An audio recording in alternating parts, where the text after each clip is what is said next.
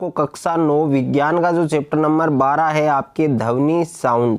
तो इस वीडियो के जो कंप्लीट जो नोट्स हैं वो इस वीडियो के अंदर हम पढ़ने वाले हैं और इस वीडियो के अंदर इस चैप्टर के कंप्लीट जो नोट्स हैं वो मैं आपको देने वाला हूं। तो वीडियो को आपको कंप्लीट देखना है। और इससे पहले मैंने जितने भी चैप्टर हैं आपके साइंस के ऑल चैप्टर मैंने करवा रखे हैं, उनका लिंक आपको डिस्क्रिप्शन में मिल जाएगा, वहां जाकर आप उन चैप्टर को भी पढ़ सकते हैं।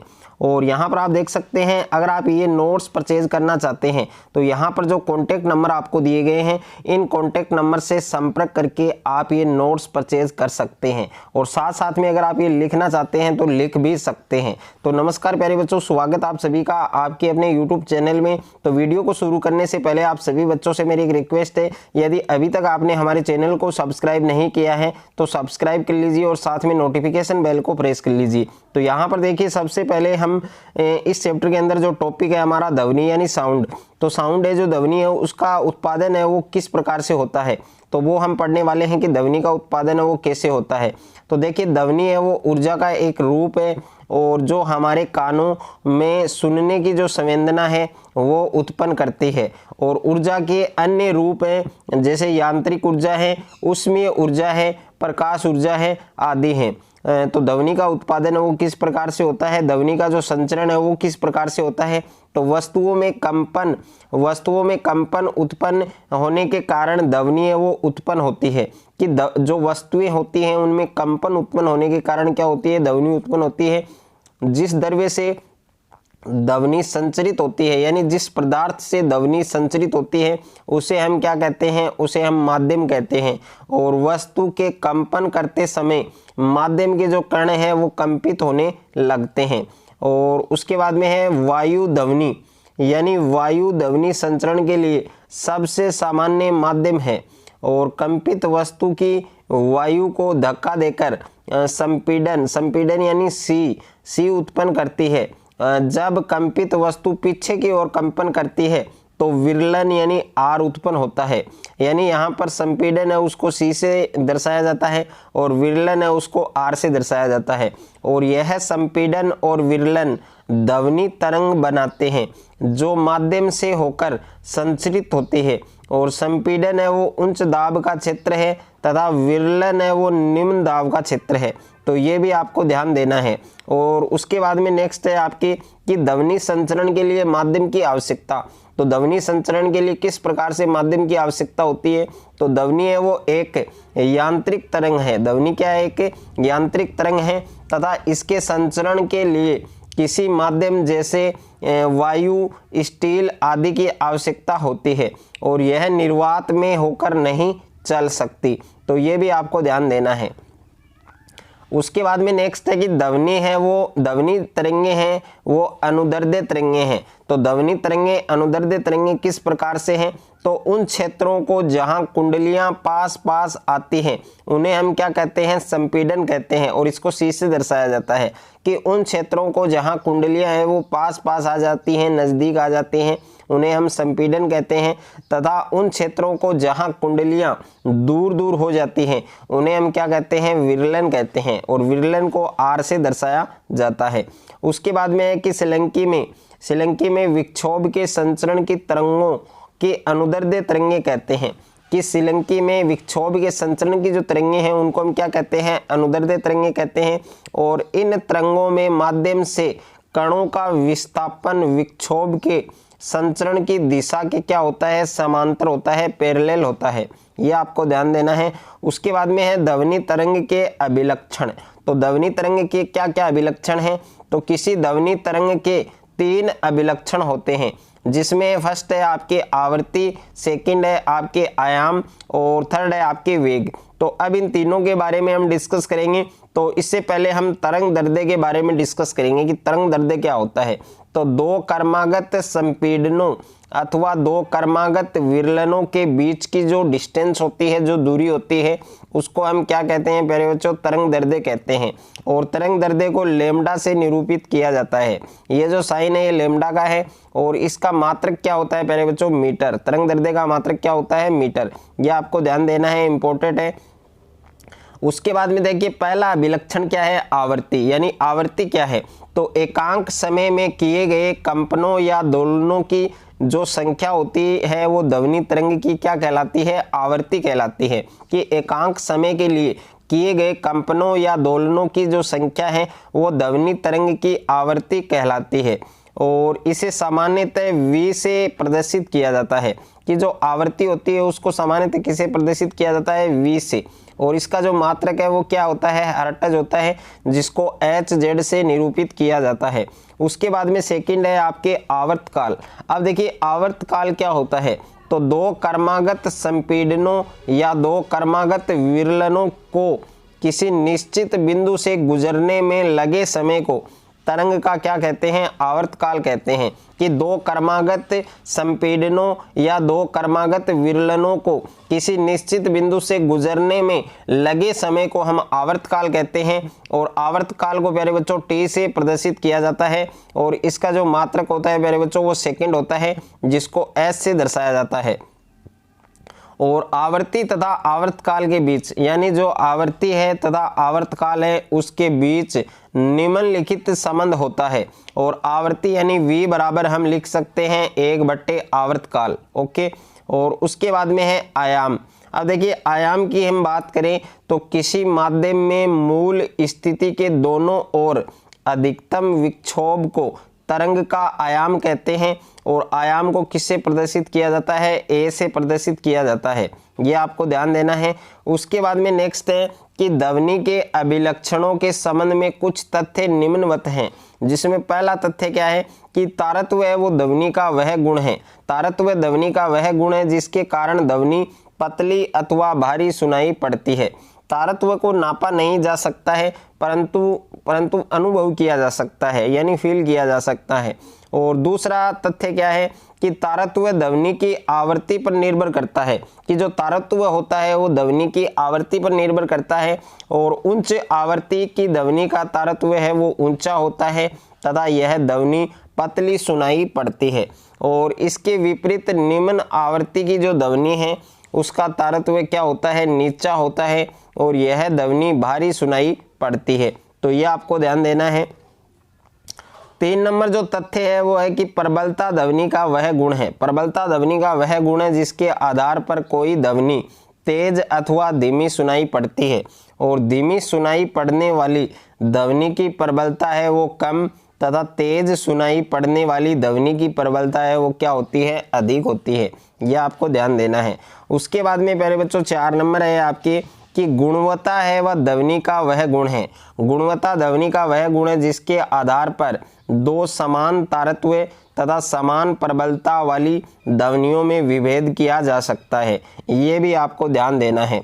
उसके बाद में है विभिन्न माध्यमों में ध्वनि की चाल। अब देखिए विभिन्न जो माध्यम है उनमें ध्वनि की चाल किस प्रकार से होती है, तो ध्वनि की चाल माध्यम के गुणों पर निर्भर करती है। कि ध्वनि की जो चाल होती है, जो स्पीड होती है वो किस पर निर्भर करती है, माध्यम के जो गुण हैं उन पर निर्भर करती है।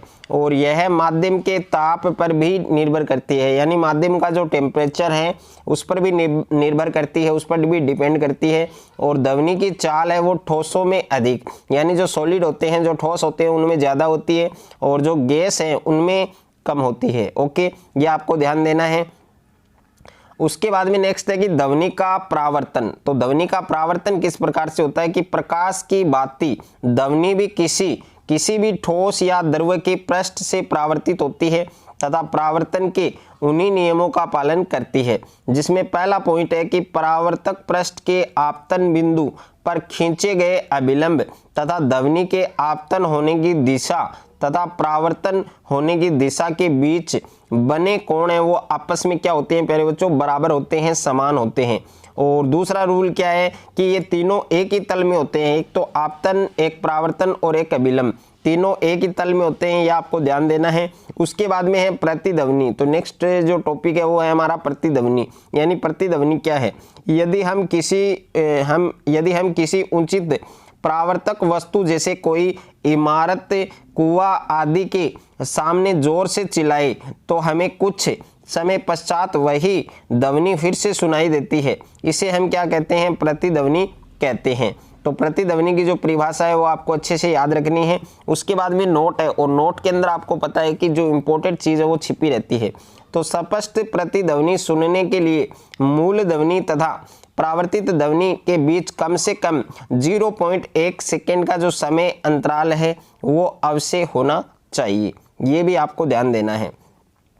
उसके बाद में है अनुरणन। अनुरणन क्या होता है कि किसी बड़े हॉल में उत्पन्न होने वाली ध्वनि दीवारों से बारंबार परावर्तन के कारण काफ़ी समय तक बनी रहती है, और यह बारंबार जो परावर्तन है जिसके कारण ध्वनि का स्थायित्व होता है उसे हम क्या कहते हैं, अनुरणन कहते हैं। तो ये भी इम्पोर्टेंट है आपके एग्जाम के लिए। उसके बाद में है ध्वनि के बहुल परावर्तन के उपयोग। तो इसमें पहला उपयोग क्या है कि लाउड स्पीकर, हॉर्न तथा शहनाई जैसे वाद्य यंत्र इस प्रकार निर्मित किए जाते हैं कि ध्वनि है वो सभी दिशाओं में फैले बिना केवल एक विशेष दिशा में ही जाती है, और इन यंत्रों से उत्पन्न होने वाली ध्वनि तरंगों को बार बार परावर्तित करके श्रोताओं की ओर आगे की दिशा में भेजा जाता है। और दूसरा उपयोग क्या है कि स्टेथोस्कोप जो यंत्र होता है, स्टेथोस्कोप एक चिकित्सा यंत्र है जिसका उपयोग डॉक्टरों द्वारा हृदय तथा फेफड़ों में उत्पन्न होने वाली ध्वनि को सुनने में किया जाता है, और इसमें ध्वनि है वो बार बार परावर्तन के द्वारा डॉक्टर के कानों तक पहुंचती है। और तीसरा उपयोग क्या है कि कंसर्ट हॉल सम्मेलन कक्षों तथा सिनेमा हॉलों की जो छतें हैं वो वर्गाकार बनाई जाती हैं, जिससे कि परावर्तन के पश्चात ध्वनि हॉल के सभी भागों में पहुंच जाए। और उसके बाद में है सर्वैता का परिसर। अब देखिए ध्वनि तरंगे हैं वो आवर्ती प्रास के अनुसार 3 प्रकार की होती हैं, जिसमें पहला प्रकार है सर्व्य तरंगे। अब सर्व्य तरंगे क्या होती हैं कि वे ध्वनि तरंगे जिन्हें हमारा कान सुन सकता है सर्व्य तरंगे कहलाते हैं, और इन तरंगों की आवृत्ति है वो 20 हर्ट्ज से 20 किलो हर्ट्ज के मध्य होती है। कि वे ध्वनि तरंगे जिन्हें हमारा कान सुन सकता है उन्हें हम क्या कहते हैं प्यारे बच्चों, सर्व्य तरंगे कहते हैं। और इन तरंगों की जो आवृत्ति होती है वो 20 हर्ट्ज से 20 किलो हर्ट्ज के मध्य होती है, और ये निम्नतम तथा उच्चतम आवृत्तियों की सर्वैता की सीमाएं कहलाती हैं। और ये तरंगे कंपित वायु स्तंभ, सवरित्र द्विभुज और वायलिन आदि से उत्पन्न होती हैं। तो ये आपको अच्छे से याद रखना है। और सेकंड है आपके अपसर्व्य तरंगे। तो सेकंड अपसर्व्य तरंगे हैं वे ध्वनि तरंगे जिनकी आवृत्ति 20 हर्ट्ज से कम होती हैं। कि वे ध्वनि तरंगे जिनकी आवृत्ति 20 हर्ट्ज से कम होती हैं उन्हें हम क्या कहते हैं, अपसर्व्य तरंगे कहते हैं। और इन तरंगों को सुना नहीं जा सकता। ये तरंगे भूकंप के समय ज्वालामुखी, विस्फोट, व्हेल हाथी जैसे प्राणियों में उत्पन्न होती है। और 3 नंबर है प्यारे बच्चों प्रासर्व्य तरंगे। अब देखिए प्रासर्व्य तरंगे क्या होते हैं कि वे ध्वनि तरंगे जिनकी आवृत्ति 20,000 हर्ट्ज से अधिक होती है। इन तरंगों को क्वार्ट्ज के क्रिस्टल के कंपनी से उत्पन्न कर सकते हैं। चमगादड़ हैं, बिल्लियां हैं, कुत्ते जैसे कुछ प्राणी हैं, कुछ पक्षी हैं तथा कीट भी प्रासर्व्य ध्वनि तरंगे हैं वो उत्पन्न करते हैं। और उसके बाद में है प्राध्वनि के अनुप्रयोग।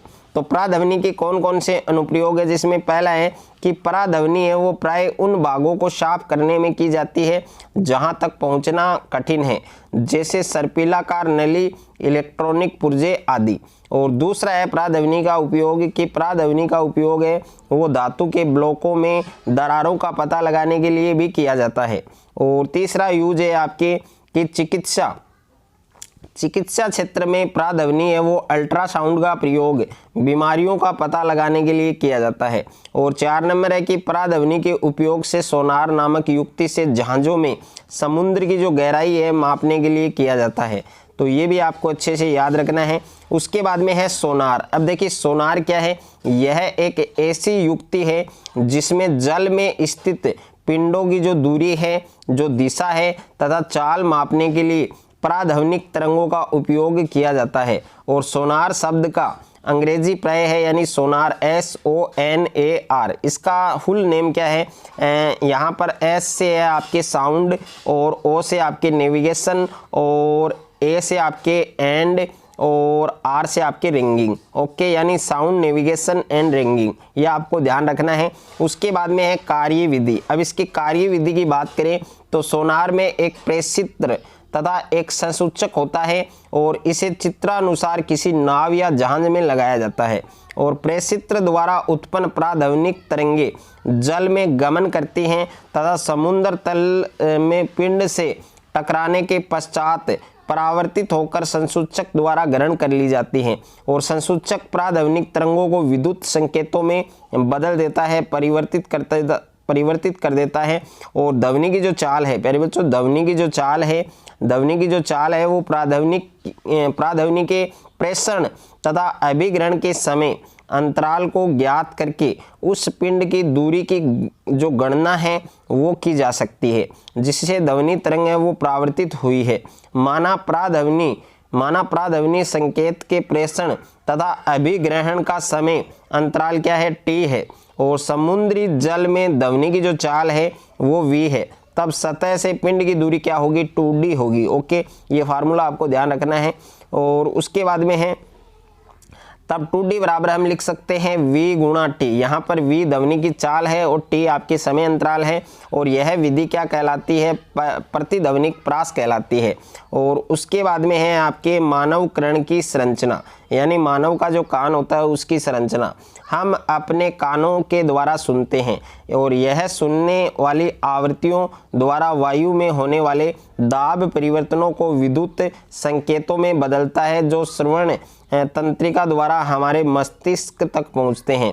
भारी कान को कर्ण पल्लव कहते हैं और यह परिवेश से ध्वनि एकत्रित करके श्रवण नलिका को भेजता है और श्रवण नलिका के सिरे पर एक पतली झिल्ली होती है जिसे कर्णपटल या कर्णपटल झिल्ली कहते हैं और माध्यम के संपीड़न के कर्णपटल तक पहुंचने से झिल्ली के बाहर की ओर लगने वाला जो दाब है वो क्या हो जाता है, बढ़ जाता है और यह कर्णपटल को अंदर की ओर दबाता है तथा विरलन के समय कर्णपटल बाहर की ओर गति करता है और इस प्रकार कर्णपटल कंपन करता है। ये आपको ध्यान देना है। और इसी के साथ हमारा चैप्टर नंबर 12 है वो कंप्लीट हो चुका है। और अगर आपको ये नोट्स परचेज करने हैं तो परचेज आप कर सकते हैं। आपको कॉन्टैक्ट नंबर दिए गए हैं स्क्रीन पर, उन नंबर से संपर्क करके नोट्स आप हमारे द्वारा परचेज कर सकते हैं, बाई कर सकते हैं। और अगर आपको ये नोट्स अच्छे लगे, अगर आपको ये वीडियो अच्छा लगे तो वीडियो को आप ज़्यादा से ज़्यादा बच्चों के साथ शेयर करें, ज़्यादा से ज़्यादा वीडियो को लाइक करें और चैनल पर आप नए हैं तो चैनल को आप सब्सक्राइब कर लीजिए और साथ में नोटिफिकेशन बेल को प्रेस कर लीजिए ताकि इस प्रकार कक्षा 9 से संबंधित कोई भी वीडियो आपकी मिस ना हो।